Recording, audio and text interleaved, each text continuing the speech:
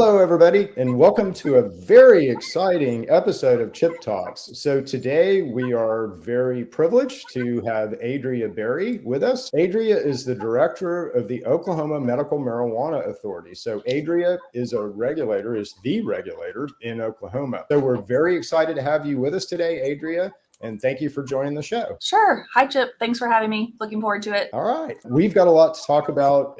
We know each other relatively well, so we do have some, personal relationships. So this should go kind of smooth and interesting and comfortable, I hope. But first of all, I kind of want to just get your impressions of, a lot of people around the country think that Oklahoma is out of control. And I hear this all the time. I wrote the legislation, so people, get on me about how horrible the law I wrote. They likely also get on you about how out of control Oklahoma is. Let's talk about that a little bit. Let's talk about how out of control Oklahoma was and what you've done to kind of get things under control and what Oklahoma's like now. Okay. Yeah. Thanks, Chip. And it's a big question. And yes, you've seen it all from day one. So we're part of 788 and the creation of this new industry. Over the years after 788, I think some people from across the nation and the world even paid attention to Oklahoma and kind of started coming to Oklahoma and taking up some of our rural land to do these large grow facilities. And as we've learned since then, some of those were done fraudulently.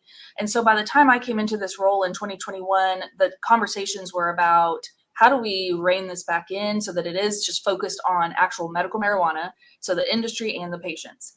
So that's a tall order. That means at that time it was around 12,000 or so licensees, commercial licensees when I came in. And so taking a look at it from big picture saying, okay, how do we make sure every single one of these licensees is doing this for the right reasons and making sure they're growing, processing, testing, and selling products that are safe for consumption, safe for patient use. And so we just had to start there with that really big question. And everything we've done since then in the last couple of years has been towards reaching that goal of ensuring at the end of the day that what patients purchase at dispensaries, they know is a safe product. All of that to say, we have been able to go out and identify people that are either criminal actors or people who maybe just don't want to be in a regulated industry. So those are very different paths, right? That we hear a lot of talk about criminal organizations coming into Oklahoma, and that certainly is a big issue. But we also have this other path of people that maybe they just don't want to be regulated. And so they're just not interested in following regulations. That's the side where we most actively work, where we go out and we do an inspection and we come in and we see things are not in order. So things are not traceable, or we can't identify which batch something came from, a product came from that we're looking at. Those are issues that truly do affect the end result, which is the patient, the product. So the reason we implement regulation is to make sure we can follow that product and make sure we know that it is being grown safely and tested properly, processed safely, so that the patients at the end of the day have a safe product. So we deal a lot with people who maybe just don't understand there are lots of layers, maybe don't understand regulation or just didn't realize there were so many rules or just don't want regulation. There's a lot of different layers. The criminal organizations are generally handled by Bureau of Narcotics, the Attorney General's office, local law enforcement. We get involved just purely on that regulatory side. We kind of work together with law enforcement to build the whole picture of what's going on at our licensed locations. That was a lot, I know, at once. So if I didn't clarify anything, please let me know. Okay, no, that was really good. And because of the way that, the law was written here in Oklahoma, but, we had free market and the way that the regulations were written right off really and it wasn't the activists, it was really more the Department of Health that kind of wrote the regulations right off. But they really opened the door for everyone. And we, Oklahoma and everybody, didn't do a good job of guarding the gate. Like, for instance, you could get a marijuana license with no inspection. And it was the only license that health would let, without, and that wasn't that was previous administration. But that allowed this giant hole it just allowed us to be wide open as a state. And can you talk a little bit about, that and kind of the China stuff that happened, and we had a bad attorney and, we got a real black eye I think, around the country for that. Yeah, we did. There are multiple layers because there is the talk about us being wild and in a bad way. And then there's the talk of us trying out this free market experiment that people are really interested in. There's two sides, but all of it, that's why I don't think we can talk about Oklahoma or the industry as just one thing, because it's just not. It's really a mix of all of these things. It's a mix of business people who saw an opportunity to invest in a new industry. Maybe they'd never even smoked weed before, but they thought, oh, this looks like a great opportunity. We have them. We have legacy operators who've been doing this way before it was legal. We have people who are really passionate about the plant and just want to grow the most beautiful, perfect plants. So we can't talk about it, in a vacuum. And I know you know that, but that's what I've learned the most in this role. And so when you talk about the gap and the gate that was left open, yes, we know now that there was at least one attorney, or at least actually, I guess it was two law firms that were putting Oklahoma citizens' names on licenses, kind of paying them off to put their name on licenses for out of state or even out of country businesses who wanted to come to Oklahoma. That brought in just all kinds of people. It brought in people who couldn't make it in Colorado or California. Maybe things were getting too expensive out there, so they migrated over to Oklahoma. But it also brought in the criminal element. And that's exactly what we hear about a lot right now in the news, especially with, some of the crime that has happened there. It's getting a lot of attention, but it's just not the only issue. There are so many, that's the thing. There are so many layers to the bottom of how we truly fix this and have a truly well-regulated industry. Do you have an odd feel for you, because it literally, cannabis is like the Wild West. So there's no trade organizations, there's no infrastructure, there's, regulation has to be done kind of, we'll learn it as we go. And it's tough, right? It's tough. Do you have and I'm sure you have some kind of priority list, that you guys work off of, but I'm sure enforcement has to be kind of, just given the state of Oklahoma, enforcement has to be kind of way up there. But do you have kind of a pick list of priorities that you guys are working through? Yeah, absolutely. So when I first came in 2021, you're right. Enforcement was top of the list because it was the biggest priority for the legislature, for the governor, for the attorney general. I mean, it was the top priority. So I knew my marching orders were to actually build a team that could do enforcement. And so that was priority one. But from my job as the executive director of this agency, my job was to build out that plan and then get the right people in the seats that I could trust to implement the vision that I had for it. And so that obviously took a little bit of time, but we've built some really fantastic teams that have become experts in our rules and regulations, so they can go out and go to a facility and see immediately if that facility is in compliance or not, and understand some of the tricks to the trade of where people might be trying to hide stuff or pull the wool over our eyes. So that takes practice. You got to just get out there and see it and learn it. So we built the teams, but it wasn't just enforcement. That's obviously a very high priority. The science team, we call it the science team, but the science team works with the medical community. They're the ones who oversee the licensed labs in Oklahoma, and they're the ones who worked with our original contract reference lab, QA lab, that we had, and are working to build our own standalone QA lab right now. That's another high priority, because we can't focus so much on the industry that we forget the whole purpose is to make sure patients can have the medication they need. Yeah. And consumer safety, most people don't realize this, but your number one task from the governor in Oklahoma, by the way, just real quick, Adria, Director Berry, or Executive Director Berry, is a cabinet level position, and reports to the governor. Public safety is obviously, kind of the number one thing, but always in cannabis, it's going to, enforcement's going to kind of drop right down there because it's federally illegal. Right. But you guys have done a great job, I think, and really could stand this up nationally as a good example of let's say the journey that we've been on with a reference lab. And as you and I know, but people listening might not know, labs are the control point in cannabis regulation. So they're the control point really to check on consumer safety, and they're the control point to let things advance, let's say products advance, through the ecosystem. But Oklahoma's done some unique things with a reference lab, and we went outside and then we brought that back inside. So do you want to talk a little bit about that and the importance of that and for consumer safety? Yeah, I agree that we have done things that we are proud of that we can talk with other states about. And I know you and I have spoken about Canra, the Cannabis Regulators Association.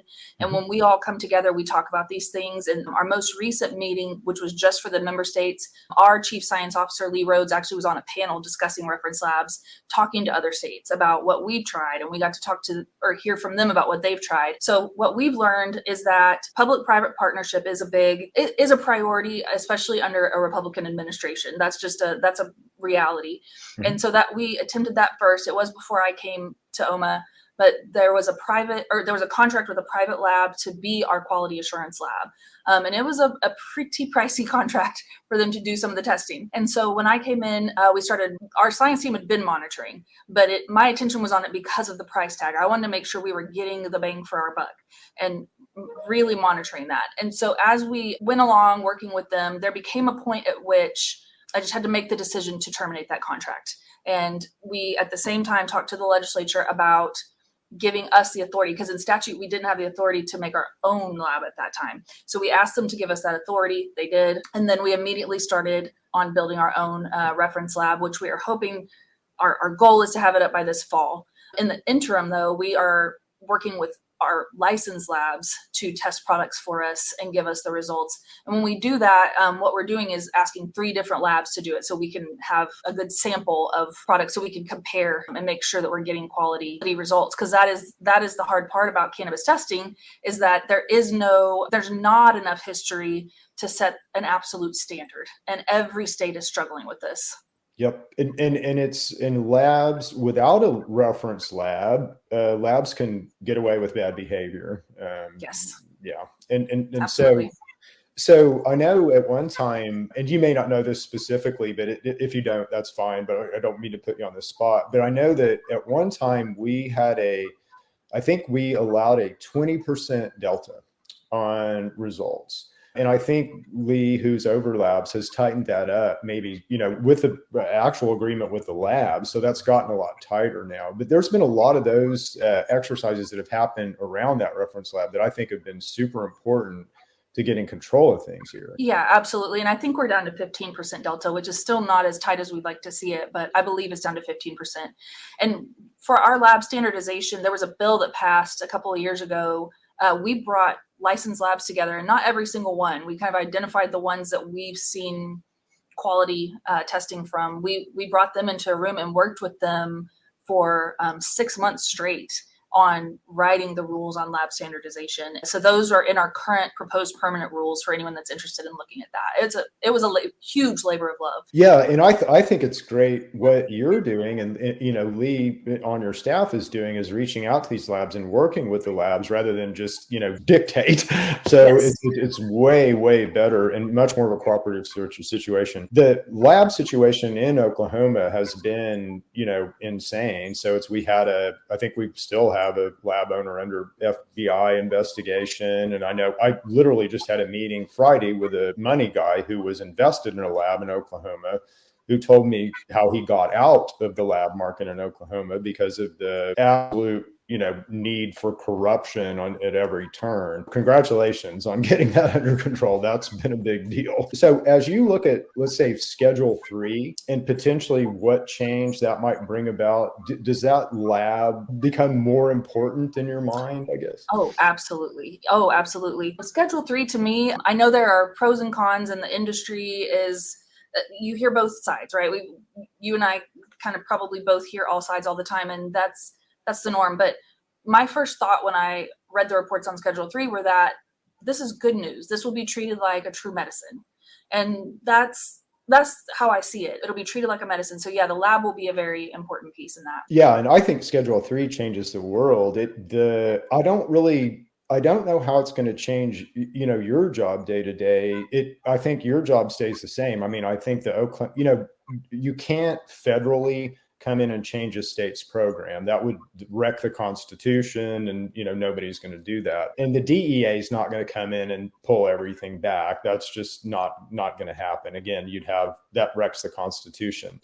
So Schedule 3 will likely be some kind of federal state interface, with your department or with your regulatory, but also with somebody like the FDA.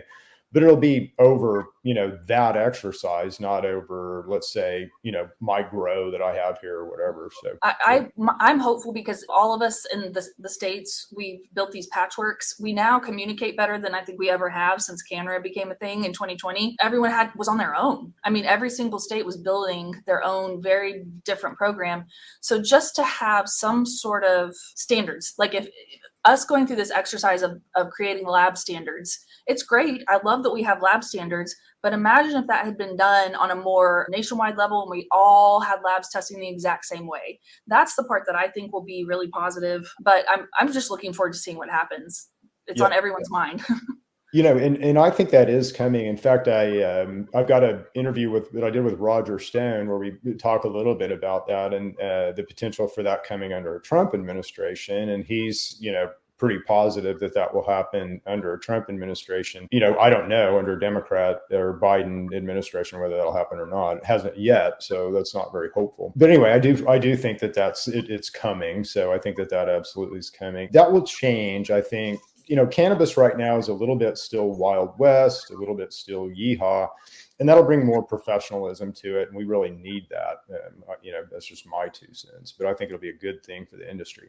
As you look out on I know you, and again, this is something that within our state, at least I try to help with, but you have to deal with the legislature. You can make changes to rules within a certain, let's say, gray area. But if you want something like right now, analytes are a big deal. You want to talk about analytes and trying to get something through the legislature and how that's gone over the last 2 or 3 years? Yes, I would love to, just so we can make sure everyone knows how much work's going on in the background. And I know a lot of other states that are working on this as well, and other states that have successfully passed legislation to regulate the hemp-derived THC products and the analytes, and also some states that have completely banned them. In Oklahoma, we've been talking with the legislature on our side from OMMA, just saying, hey, we're willing to regulate these if this is what you want us to do, because we know these need to be regulated in order to ensure that the products that people are purchasing at gas stations and flea markets are actually tested and safe. If you want to ban them, hey, that's up to you guys too. So we've had those conversations saying, here's some options we've seen across the US, and telling the legislature we need their assistance to clarify what they want to see done in Oklahoma. So as of right this minute, as we're talking, there are still conversations going on, and there are so many different mindsets, I would say, at the legislature on what needs to happen that I'm not even sure what it's going to look like this session. It's interesting, and I'll just say this. So our largest, let's say, distributor producer of marijuana in Oklahoma uses an acidic process to flip, CBD distillate to Delta 9. And right now we don't have any testing in Oklahoma for residual acids, none, zero. So, that's scary. I agree. It's a profit thing, and there's a large trade association speaking very loudly for this industry across the US. So that's a problem. That's something to consider. Yeah. Yeah. And so what she's referring to, and nicely won't say it, is that the hemp industry has a very, very big lobby and a big DC lobby, and they're very good at keeping analyte tests out of regulation because they don't want them, because they want to, promote D8 and these, let's say convenience store, grocery store type CBD products, because they're making a lot of money. And especially in Texas, where they're making a whole lot of money. So that's just the reality of it. But trying to get that through our legislature to communicate the importance of that, I know you've struggled with, I've struggled with, and they don't get it. And it's really, I think marijuana represents the biggest disconnect between we the people, just us, we the people, and those that we elect to govern us. And they just don't get it. They want to erode, our freedoms and liberties, not, kind of help us do what we're trying to do. I feel for it. What do you think is a good solution? Like, if you had would it be better for you to have a legislative representative kind of sit with you and understand your world rather than trying to go over there and tell them what you need? Yeah, I think absolutely would be helpful for any legislator to spend some time with us here and see the day-to-day, the ins and outs. But to your point about them not understanding, you're absolutely right. But I also think it's a symptom of us being a baby industry. We're young.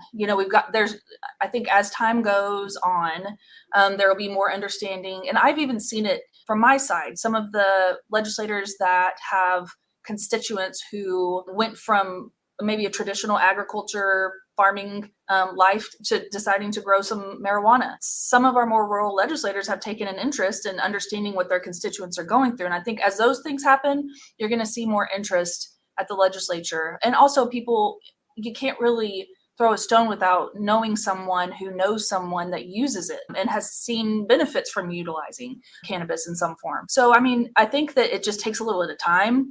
And the unfortunate thing at the Capitol is a lot of times over the past 5 years, since the program was created, the voices have not been the voices that you would necessarily want speaking for you. It's been kind of adversarial and not as professional. And so that really creates a bad stigma at the Capitol around the industry and around patients. And so then there needs to be a little bit more time to combat some of that stigma. Yeah. And it's interesting, I suit and tied up and, had my meetings up there a couple of days ago. And it doesn't matter how you go up there. If you're talking about cannabis, you're viewed as an activist, you're viewed as a problem, you're viewed as a, megaphone that I don't really want to hear and just go away. And, we'll tell you kind of what's best for you. And that's a very, very that's a get me unelected attitude. I'll tell you right now. Yeah. Well, and I'll say, if you look at all the industries that have respect, they have a respectable trade association. So I think that will be huge. Building a trade association that's professional and speaks truly for the industry, that'll be a game changer. Hello, everyone, and welcome back, although you don't necessarily know that you left, to Chip Talks. So we had a little bit of a technical difficulty in the middle of our interview with Executive Director Adria Berry of the Oklahoma Medical Marijuana Authority. So we're back for part 2. This is the following day, so we're dressed a little bit different than we were yesterday, but we're back and we're ready to pick up the conversation the same way that we were previously. One correction I need to make. So we did state that Executive Director Berry is a cabinet level official in Oklahoma. She does report directly to the governor. So she is a direct report of the governor, but she is not a cabinet official directly. Is that pretty much right? That's right. Yeah. I'm not a cabinet secretary. I'm just a direct appointee of the governor. Yeah. Okay. And so that's a high level state office, doesn't necessarily get you in the cabinet meetings, right? Right. That's right. Yes. Okay. Well, let's pick back up. So we were having a great discussion about really Oklahoma and the Oklahoma regulatory. Let's pick it back up with Oklahoma kind of has a unique clause in our law, and that's that we allow for interstate commerce. Has there been any discussion about that or any look to that at all? Any planning for that or thoughts around that? Yeah. So we've done some research here at OMMA just to understand what we would need to do to open that door. And part of that research is looking at other states that have implemented compacts, so interstate compacts for interstate commerce. And so specifically, I think of California. They have really blazed the trail on opening the door to have discussions with their surrounding states on interstate commerce. So what it would take would be a compact with our fellow states. And that is a governor to governor conversation. And so it's either it goes by compact, or we would need maybe legislative clarity to say, if the legislature came in and said, we want interstate commerce with surrounding states, I think they would need to direct how they want to see that done. Because since it has never been done before and it is still federally illegal, it just adds all those layers. So I think there just needs to be conversations with for example, the Texas governor. And so when I've talked to the people in Texas, I don't think they've been really keen on the conversation of opening up interstate compacts. And I don't think Kansas would be either. And so it's just about finding is there a state that would want to even have that conversation with us? Yeah, no, it's interesting. And I would agree with you. It's going to be a very difficult thing to do while it's still federally illegal until it's descheduled or rescheduled. In your conversations, are you seeing that set up? So those compacts kind of being set up like alcohol, like the way that alcohol is set up now? Would you see that kind of, and again, I know we're now rainbows and butterflies and all that, but would you see that flowing into, let's say we were importing marijuana, would you see that coming into kind of a central warehouse and then our reference lab kind of being the validator and the let's say, bring her aboard into our seed to sale or, whatever we're using to track? I have not thought as deeply about how the mechanism, how it would be operationalized. I think that those conversations would have to happen about, is that the way to do it? And of course, you've thought more about it. So we would want to hear like what your thoughts are, and then see if that's something we can operationalize if this comes down the pike.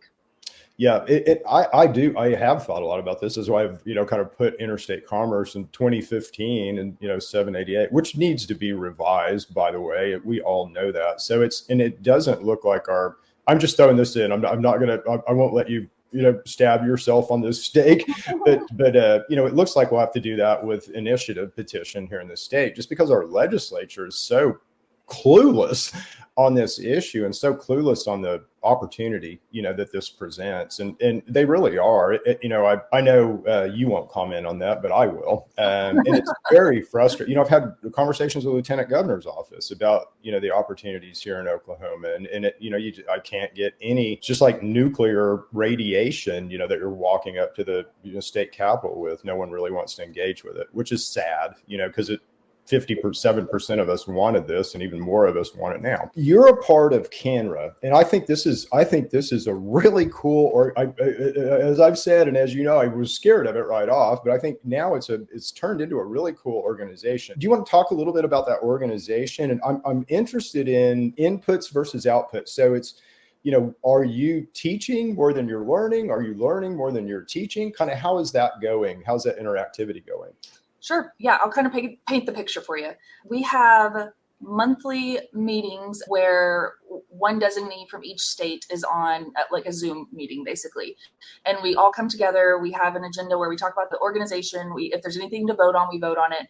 But at the end of those meetings, we do kind of a round robin where we all go around and talk about what's happening in our state. And during the legislative season, so during the spring, we all have lots to talk about. So hearing what everyone else is going through is really, really useful. Sometimes it gives us a heads up on what might be coming to Oklahoma legislatively, or even we share industry members with other states. And so we might hear about, let's say, a lab in one state that is being shut down. They're going to give us a heads up and say, you know what, we know this lab is in a few of your states, so heads up, we're shutting them down for these reasons. And so that's been really helpful. As far as the teaching and the learning, when we have our annual stakeholder meeting, which is coming up in June in Minneapolis this year, that brings together stakeholders from, just across the board.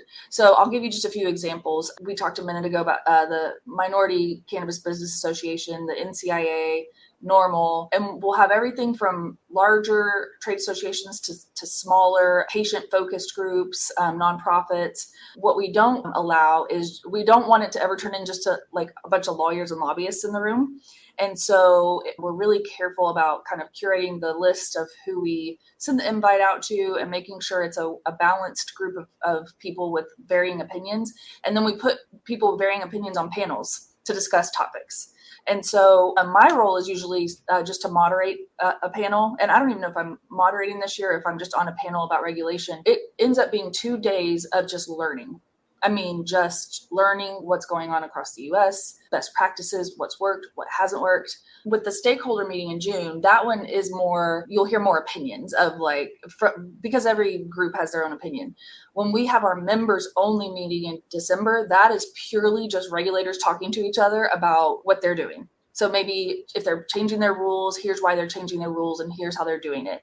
And I'll give you an example. At our most recent meeting in December, it was in December in Las Vegas, because our president of Canra at the time was from Nevada. So there was a reason, there was a tie. There was a panel on receiverships. And I was so interested in that because I don't know anything about it, but it's something that we have to know about because it's an estate planning issue. Mm-hmm.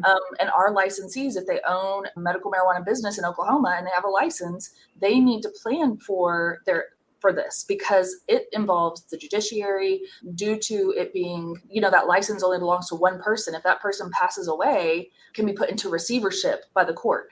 And so I learned all about this and heard stories of other states. Another panel was on adverse health events and reporting of those events, hearing from other states on how they receive information from patients, what they do with that information.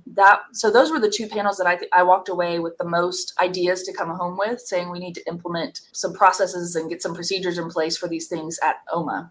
The adverse events, wow, that's great. I had no idea that it was that detailed. The adverse events just right off the bat, because it's my kind of area of interest is health, but that is huge. And I'm sorry, guys, cannabis is not the answer to every single, problem, and it won't make everything magically go away. And that's not how it works. So we have to study it. We have to understand it. But part of that studying is admitting, I guess, in the, yeehaw cannabis world that, hey, it can cause harm, in some instances. And that's great. That's really good. We've had two really stunning, I would say, medical studies that have come out the last couple of months. One of them was a study on the heart and marijuana and THC usage. And, to me, it's easy to kind of pick apart. It was a little dramatic, but there's no question that THC will increase your heart rate. And again, if you're at risk, that's a bad thing. You don't want to increase your heart rate, right? There's always risk with anything that's safe. There's always risk with them. So good. That's really cool. Yeah. A quick question on that. Did you guys discuss because I think this is interesting what Missouri did. They kind of got themselves in a bind. You probably know a lot more about this situation, but what they said was we're not going to allow, let's say, cannabis products in the cannabis market that are not grown, don't come from Genesis marijuana in Missouri. And they had a situation where there was a person doing what we have a big distributor doing here, is taking CBD distillate, flipping it to Delta 9 THC and selling that in the regulated THC market. They were shut down because they were buying CBD flower, hemp flower from out of state. That, to me, there's so many barbs and snakes and stuff in that. Did you guys talk about that at all? That has come up on some of our meetings, and we all are looking into the hemp cannabinoid issue in different ways. And so we all talk about every single state. We all come together to talk about what we're seeing in our state. But that specific issue, I do remember reading an article about it and hearing a little bit about it, but I'm not super well versed on it.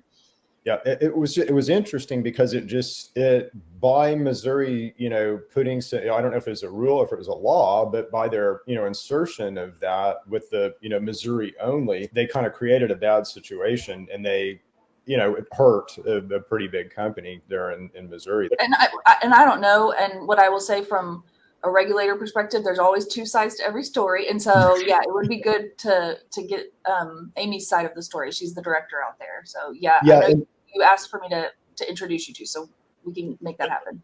And that's actually the very reason I want to kind of talk to her about that. And just, there's always, let's say, help, and it's always good to get different opinions and, talk to different people, get different sides of things. So, and it helps me in everything I'm trying to, for whatever reason, I feel like I have to save the world here, with medical marijuana. And I don't know why God put that on me, but God put that on me. I like to network with people and kind of let them know I'm here to help. And we're all really rowing the boat in the same direction when you get down to it. So what do you see as your major challenges over the next, let's say, year, 2 years? So what do you see as the big things for you, for OMMA, for Oklahoma?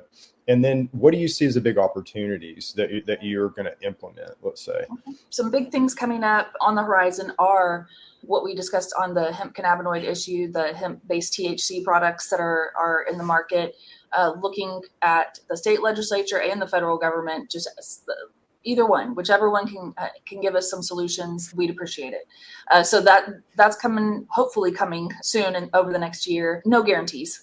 We're not sure what the state legislature will do at this point, and definitely waiting on Congress to amend the Farm Bill, and who knows when that'll happen. When that happens, if the regulation is placed at OMMA, that'll be a challenge to implement, because we will need to make sure that we have the right structures in place to regulate all of these products. Because right now, the reason I say it's a challenge is when I think about where these products are, we don't even know the scope.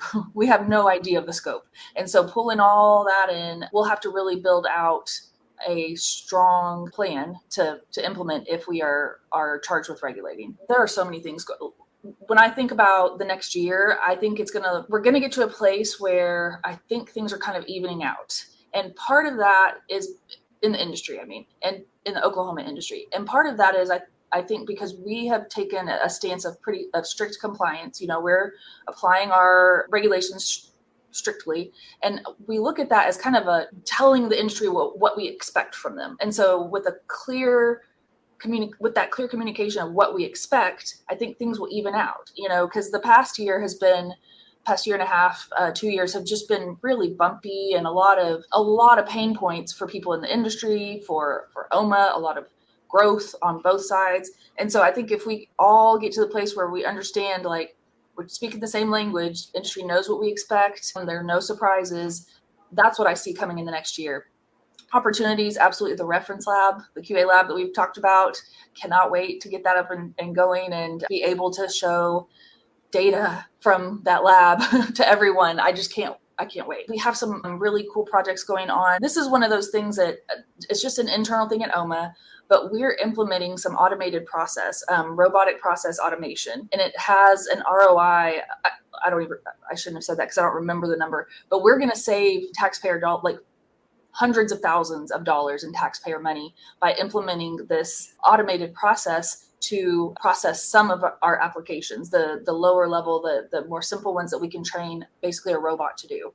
So we still will have humans overseeing it, but we are implementing an automated process. So that's really exciting. Yeah, that's really cool. I would think patient applications, that would be a kind of perfect place for patient. Is there any plan to do a walk-up window for commercial? Where I can go in and talk to somebody and... Yes. I'm so glad you said that because I forgot about that.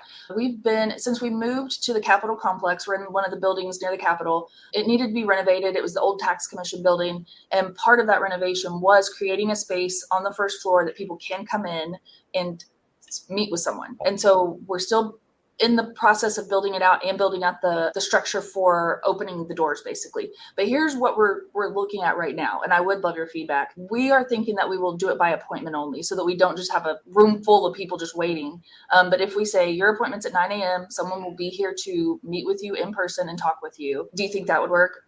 Yeah. No, I agree with you. You can't do it at a la carte. You'll get swamped, and you'll have times when you're super busy and times when no one's there. So if you do it, you'll be able to schedule the flow out, and you'll be able to schedule your personnel better, to help. Yes. I think that's so helpful. It's nuanced, it's so nuanced, and you wouldn't think so. It's just, providing paperwork and kind of establishing proof of stuff, but it just, because everybody's so wrapped around the axle about doing it right, it gets so nuanced. And so I think that's really good. And real quick, I want to lay some groundwork. I want to kind of quantify your first comment about looking, let's say, a commercial business owner in the eye and saying, this is what we expect from you. And here's what we're going to kind of do, for you. So here's the level set. Here's the expectations.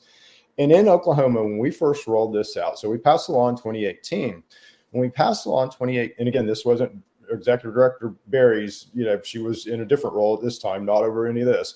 But when it rolled out completely out of control, right? So and again, I can, give you my opinion on why it did that. But, where other programs were very restricted, let's say by those that want to control us, our program wasn't. We won the day with We the People. So they couldn't really do that with our program. So they just said, well, let it roll. We'll wait till everybody gets pissed, so that's what it kind of looked like to me.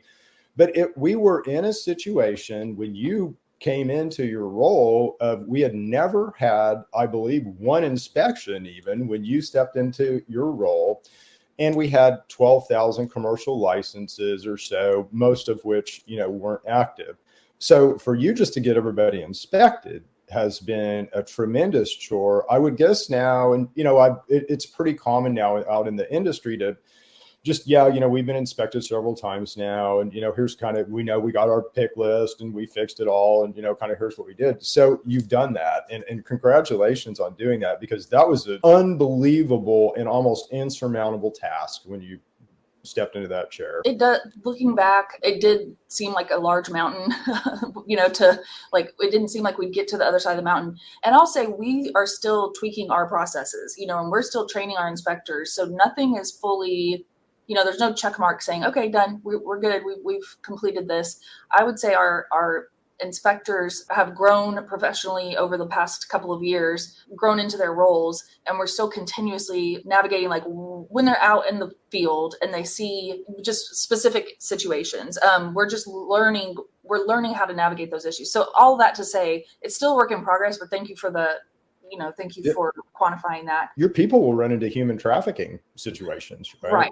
And people who are malnourished situations and all kinds of all kinds. That's the thing. I mean, it's some of it you just wouldn't even believe. Well, you learn to just you believe anything, it's like you can't be surprised anymore. But I wasn't sure if you saw, we had a LinkedIn post letting everyone know that our inspectors now wear body cameras. That's something we've implemented over the last several months.